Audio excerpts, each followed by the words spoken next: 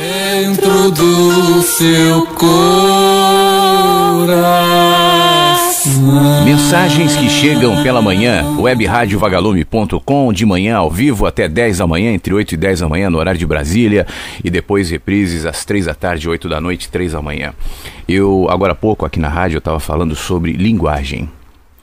E isso é um negócio que, até por conta da minha profissão, né, de radialista e tal, de escritor, eu reparo muito, obviamente. As linguagens, claro, nos compõem, nós somos compostos de linguagem. Esse corpo em que vivemos é uma manifestação, é uma expressão da linguagem que nos habita. O dilema da neurociência, que até então afirma que os pensamentos são produzidos pelo cérebro, é contestado por muita gente, incluindo cientistas que intuem que o nosso órgão não é suficiente para produzir sonhos, poesias, músicas, conexões. Existem aquilo que nós chamamos de sincronicidades na vida, né, que de alguma maneira nos faz pensar que as coisas de algum jeito ou de outro, basta prestar atenção, é o que eu costumo dizer aqui, estão conectadas. Quantas vezes você percebe incidências, acontecimentos que coincidem e você percebe? Agora, na nossa distração diária, quantos outros acontecimentos, quanta sincronicidade, quantas outras coincidências que estão se manifestando e a gente não vê? Portanto, eu proponho que nós refundemos a nossa linguagem para expressar tudo isso. Porque a nossa percepção, a nossa relação com a vida é absolutamente limitada ao arcabouço de palavras e os conceitos que elas expressam e definem e muitas vezes paralisam a nossa compreensão e fazem com que experiências como, por exemplo, o amor, necessariamente tenha que caber na palavrinha A-M-O-R. O que passar disso eu não entendo, porque não cabe no conceito amor. O que é o amor? Bom, os poetas, os compositores, a mídia, os casais românticos, as tarjinhas do Facebook com a lua nascendo e o sol e as estrelas e o mar. Conte as estrelas do céu e saberás o meu amor por você. Se incumbem de nos dizer o que é o amor, mas eu não sei. Você não tem a sensação de que o amor é selvagem e que não cabe nas caixinhas, nesse caso nas letrinhas? Isso pode se estender, Deus. Não é à toa que o número de ateístas crescem no mundo. Isso não é nenhuma perversão moral, como alguns gostam de dizer, os antiéticos, onde haverá ética se não houver Deus. Estamos falando de linguagem, na maioria dos casos, né? Para muita gente já não cabe mais a percepção do infinito, do mistério, da profundidade na palavra D-E-U-S, que está vinculada à religiosidade e todos os símbolos ou o simbolismo que a religião representa, né? Então, a partir do momento, se eu, por exemplo, começar aqui a falar Deus todos os dias, você provavelmente vai dizer, o Flávio virou um religioso. E os próprios religiosos tentam se isentar disso, dizendo, a minha religião não é uma religião, minha religião é uma ciência, minha religião é Jesus, minha religião é isso, aquilo. Mas é religião, né? E qual o problema? Mas a gente tenta se distanciar disso porque sabe que as palavras estão distorcidas, desgastadas.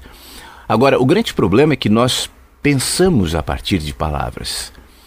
São as letrinhas, as palavras que vão se formando em nossas mentes e nos dando os conceitos, os pensamentos, a partir do qual nós vivemos e desenvolvemos as nossas crenças, a nossa fé, as nossas esperanças, tudo exprimido nisso que é a palavra, tudo dentro dessa caixinha, o que é selvagem, inclusive, né? E a gente tenta, de alguma maneira, achatar, encaixar nisso.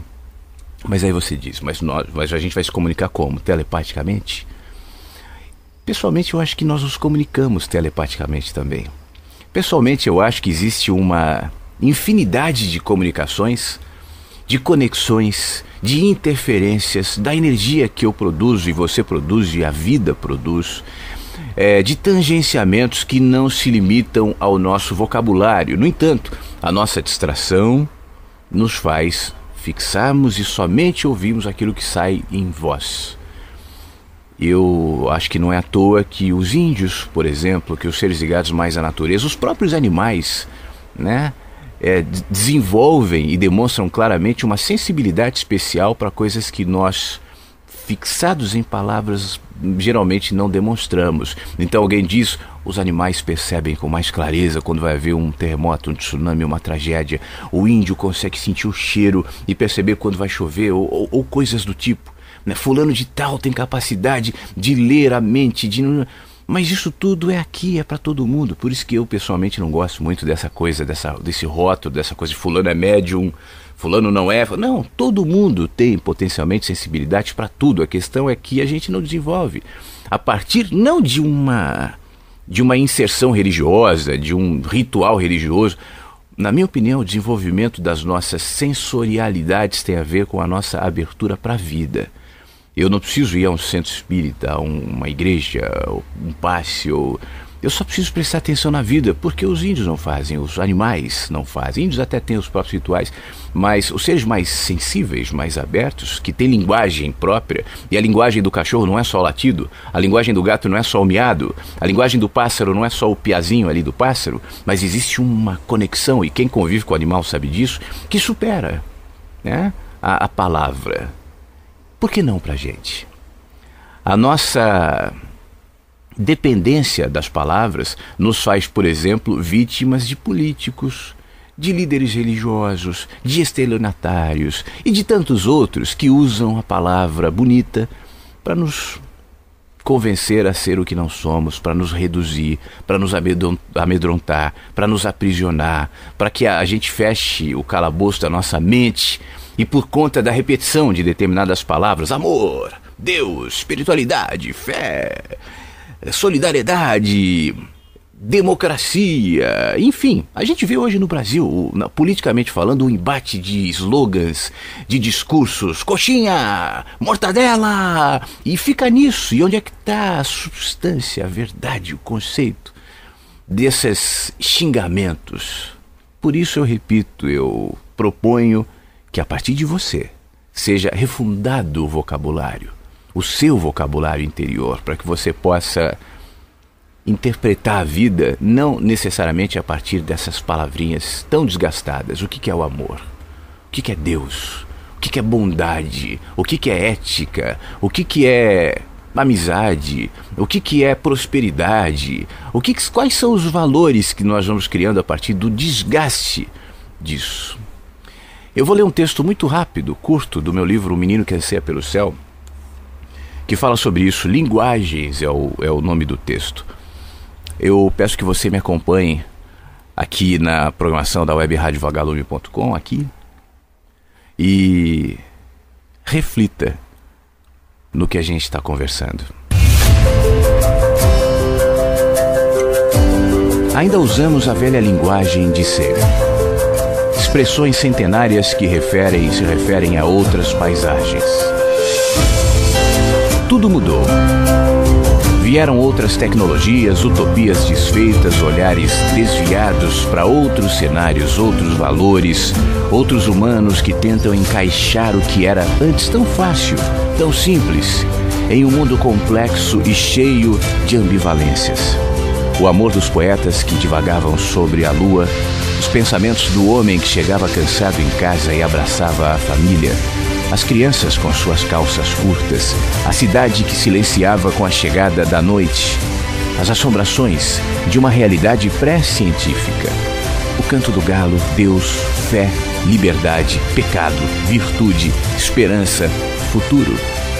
Palavras que apontam para paisagens que se dissolveram em um tempo cheio de vácuos, que precisam ser reinventadas para que se revistam de significado novo. Nossa linguagem ficou pobre. Agora só percebemos a estética das palavras. Não prestamos mais atenção. Seguimos com nossos códigos que deixaram de expressar o amor, os pensamentos, os cuidados, a espiritualidade, as utopias quase sem espaço. É preciso nos enxergar para encaixarmos as palavras e os significados, percebermos os movimentos interiores que nos deslocaram de outra terra, de outro tempo, estabelecendo uma nova linguagem que ajude a encontrarmos sentido.